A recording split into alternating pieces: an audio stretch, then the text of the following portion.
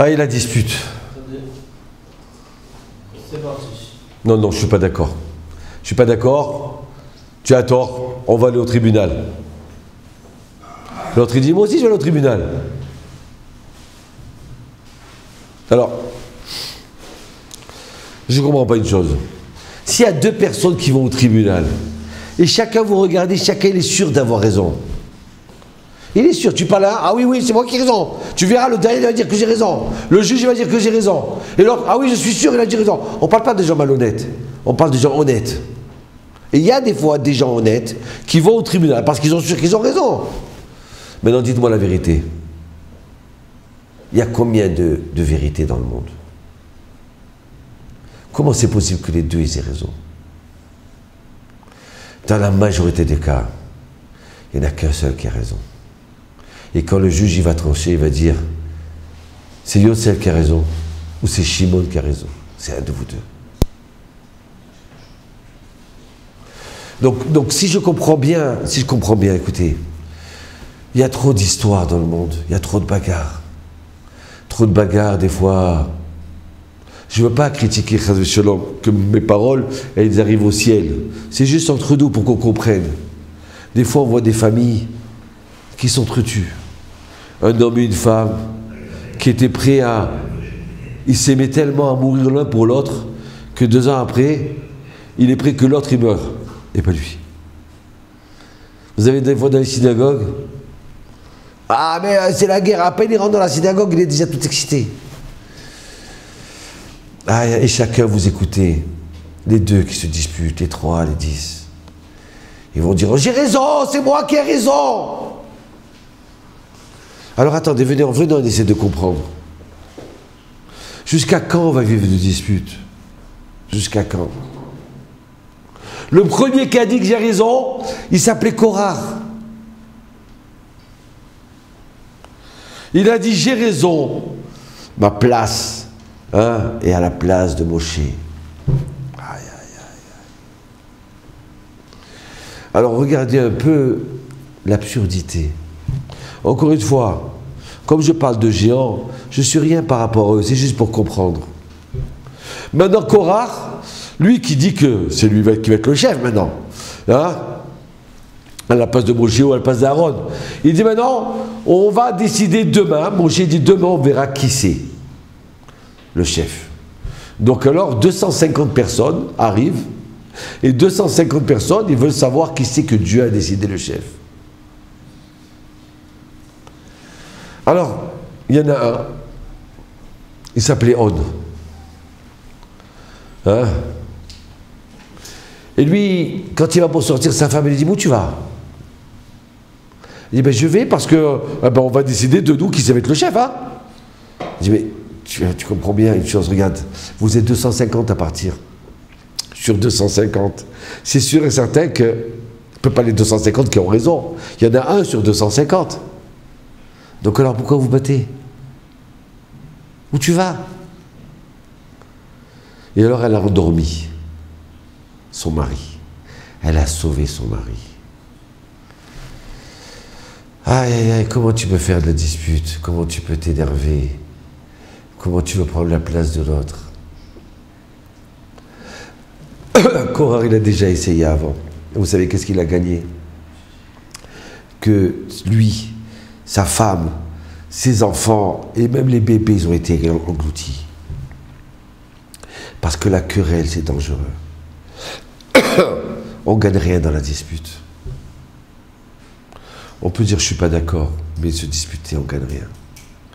On ne gagne que les nerfs et que le danger. Nos sages ils nous disent, attention, avant un mariage, il ne faut pas disputer. Pendant les 8 jours de la naissance du bébé, c'est dangereux pour l'enfant. Non, moi je vais l'appeler Yehuda. Non, moi j'ai dit, on va l'appeler Robert. John. Et de ce coup, non, mon père, mon grand-père, non, mon arrière-grand-père. D'accord, si ça marche, ça marche. Mais pourquoi se disputer pour ça? Vous mettez en danger l'enfant. On n'a pas assez d'ennemis dans le monde. Oui, j'ai raison, mais comment tu as raison? Voilà Korach, qu'est-ce qu'il a avec sa raison, qu'est-ce qu'il a gagné? Lui et les 250 du Sanhédrin, ils se sont engloutis. Alors qu'est-ce qu'il a gagné? Et rappelez-vous bien de ça. Maintenant, quand il y a deux personnes qui vont devant un juge, on parle de gens honnêtes, c'est sûr et certain qu'il y en a un des deux qui a tort. Donc pourquoi engager la haine? Peut-être c'est toi qui as tort, peut-être c'est lui. Tu veux savoir la vérité, il n'y a pas de problème. Et pas avec la haine. Pourquoi? Déborah, vous savez, Déborah, c'était une femme qui était très très intelligente, elle avait la prophétie de Dieu. Elle allait où? Sur le mont Tabor, la grande montagne. Et elle s'est mise au-dessus, comme ça, au sommet. Elle a dit, celui qui veut voir la vérité, que veut que je juge entre deux personnes, eh bien, qui monte jusqu'en haut. Et alors, il y avait deux personnes comme ça, le Midrash qui dit, ils se disputaient, mais c'est moi qui ai raison, et non, c'est toi qui as raison, et c'est toi qui fous la pagaille. Je dis, c'est quoi, viens pour se disputer. Viens, on va voir Déborah, elle va trancher entre nous deux. D'accord, donc ils arrivaient comme ça, au bas de la montagne pour monter, ils voyaient la hauteur de la montagne. Ils ont dit, attends, regarde, est-ce que ça vaut le coup qu'on se dispute de monter comme ça, tous ça jusqu'en haut? Allez, viens, on fait shalom, et c'est tout, allez. Comme ça, on ne se fatigue pas de monter jusqu'en haut. Comme ça, on ne se fatigue pas de monter jusqu'en haut. Ils étaient prêts à laisser passer leur kavod et tout ça. Parce que c'était trop d'efforts. Déborah est montée en haut pour leur dire, voilà, tu vas monter, tu vas grimper. Et sur la route, tu vas commencer à réfléchir. Mais peut-être c'est lui qui a raison. Et puis qu'est-ce qu'elle va me dire, la prophétesse?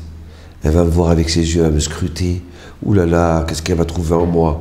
Peut-être que j'ai raison aujourd'hui. Mais hier, j'avais entièrement tort. C'est pour ça qu'il n'est pas d'accord avec moi. Peut-être que ce monsieur, il doit être ma claque.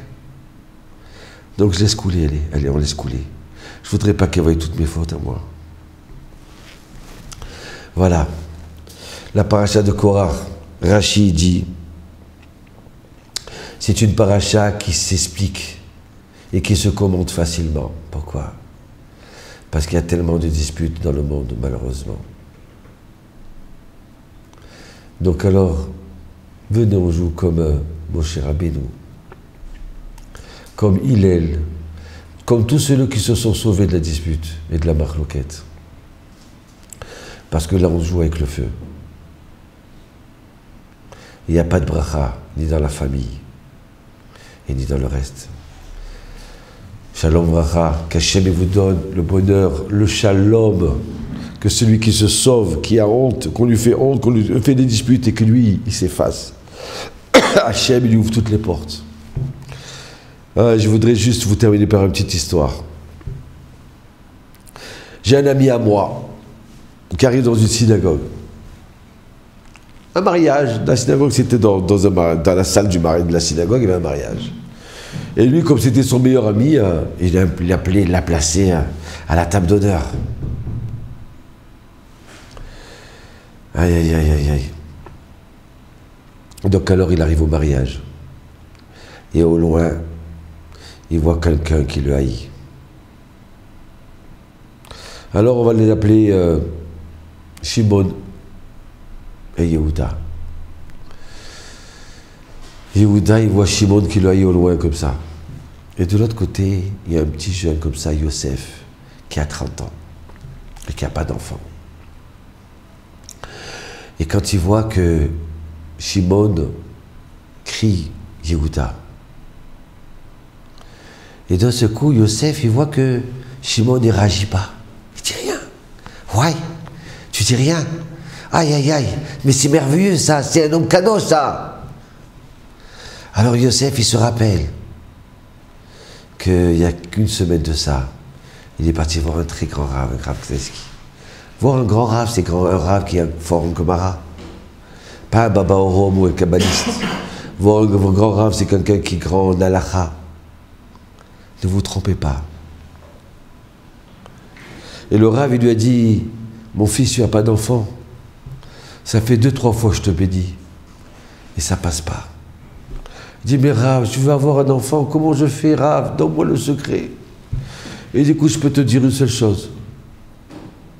Si jamais tu arrives dans un endroit et tu vois que quelqu'un il fait dispute avec une autre personne, et que l'autre personne ne réagit pas et elle se tait, elle s'attrape la honte et elle dit rien, alors de lui, après tu lui demandes une bénédiction qui te bénisse d'un garçon.